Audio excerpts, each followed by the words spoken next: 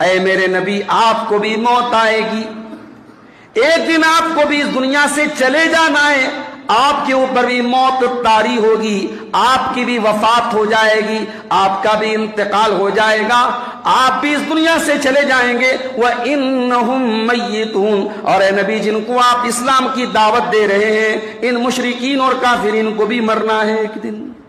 سورہ انبیاء میں اللہ نے فرمایا وَمَا جَعَلْنَا لِبَشَرٍ مِّن قَبْلِكَ الْخُلْدَ، اے نبی ہم نے آپ سے پہلے کسی انسان کو ہمیشہ نہیں رکھا۔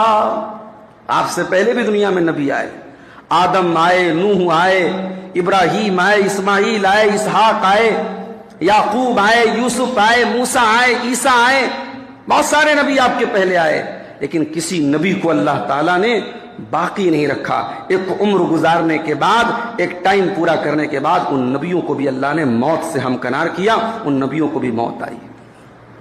وَمَا جَعَلْنَا لِبَشَرٍ مِّن قَبْلِكَ الْخُلْدَ، اے نبی ہم نے آپ سے پہلے کسی کو ہمیشہ نہیں رکھا۔ أَفَإِن مِّتَّ، اے نبی جب آپ کی موت ہو جائے گی، جب آپ کا انتقال ہو جائے گا، فَهُمُ الْخَالِدُونَ، تو کیا یہ کافر، یہ مشرک جن کو آپ اسلام کی دعوت دے رہے ہیں، کیا یہ ہمیشہ باقی رہیں گے؟ نہیں، نہ تو یہ ہمیشہ باقی رہیں گے، نہ آپ ہمیشہ باقی رہیں گے۔ آپ کو بھی موت سے ہمکنار ہونا ہے اور ان کو بھی موت سے ہمکنار ہونا ہے۔ موت تو آئے گی، موت سے چھٹکارا نہیں ہے میرے ساتھیوں۔